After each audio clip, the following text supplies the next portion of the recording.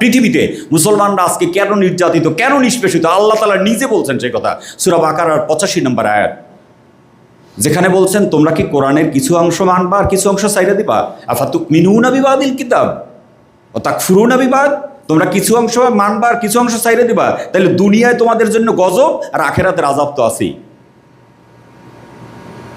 আমরা কি মানি সব কোরআনের? মানি না, কিছু মানি কিছু মানি না।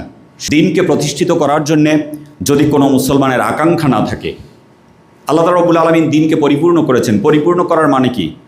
যে আপনি নামাজ কালাম, হজ, জাকাত, সলাত এই সব কিছু করবেন কোরআনের আলোকে, আর দুনিয়া চালাবেন, আপনার জীবন চালাবেন, আপনার সন্তান মানুষ করবেন, আপনি রাষ্ট্র চালাবেন, আপনার পরিবার চালাবেন, এটা ইচ্ছা মতো, কোনো সুযোগ নাই, কোনো মুসলমান এটা করতে পারে না। আপনাকে দিনকে পরিপূর্ণভাবে মানতেই হবে। আমি আপনি নখ কাটা থেকে শুরু করে একদম আপনার সংসদ চালানো পর্যন্ত, রাষ্ট্র চালানো পর্যন্ত আপনার চেষ্টা থাকতেই হবে কোরআনের আলোকে চালানো।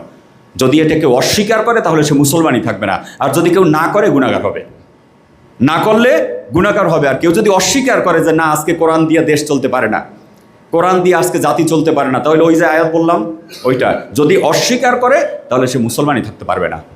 সম্মানিত ভাইরা, আসুন আমরা সেই চেষ্টাটুকু করি।